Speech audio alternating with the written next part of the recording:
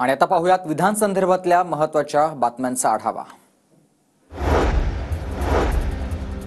आगामी विधानसभेच्या पार्श्वभूमीवर राज ठाकरे उद्या पुणे दौऱ्यावर जाणार आहेत। पुण्यामध्ये पश्चिम महाराष्ट्रामधील मनसेच्या प्रमुख पदाधिकाऱ्यांची राज ठाकरे बैठक घेणार आहेत। निवडणूक लढण्यासाठी इच्छुक उमेदवारांसोबत राज ठाकरे हे संवाद देखील साधणार आहेत।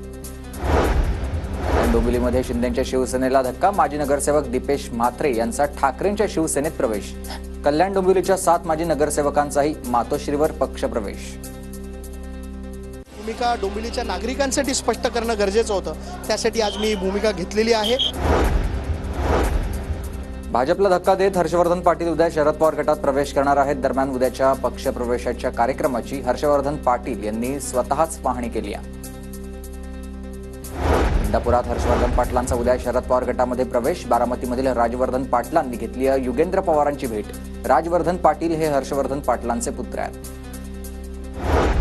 कोणी पिंडीवरचा विंचू होता कामा नये, आमचे कार्यकर्ते काळजी घेतील। भाजप नेते वासुदेव काळेंची हर्षवर्धन पाटलांवर नाव न घेता टीका। वासुदेव शेळकेंकडून भाजप इंदापूर तालुका शहर आणि ग्रामीण कार्यकारिणी बरखास्त। उद्धव ठाकरेंनी महाराष्ट्राचं नेतृत्व करावं यासाठी आमचा संघर्ष, संजय राऊतांचं वक्तव्य। तर मोदी शहांनी गद्दारी करून बेईमानांच्या हाती सूत्र दिली आहेत, राऊतांची टीका। तुतारी वाजवणाऱ्या माणसाचं वजन राज्यात वाढलंय। एक दिवस असा होता की कार्यालयात माणूस नव्हता, पण आता पक्षात येण्यासाठी रीग लागली आहे। एकदा तुतारी वाजली की थांबत नाही, जयंत पाटलांचं वक्तव्य।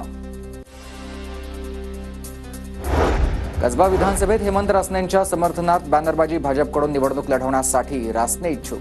तर करण्यासाठी कसब्यातील समस्यांचा अंत, आमदार होणार रासने हेमंत, बॅनरवर उल्लेख।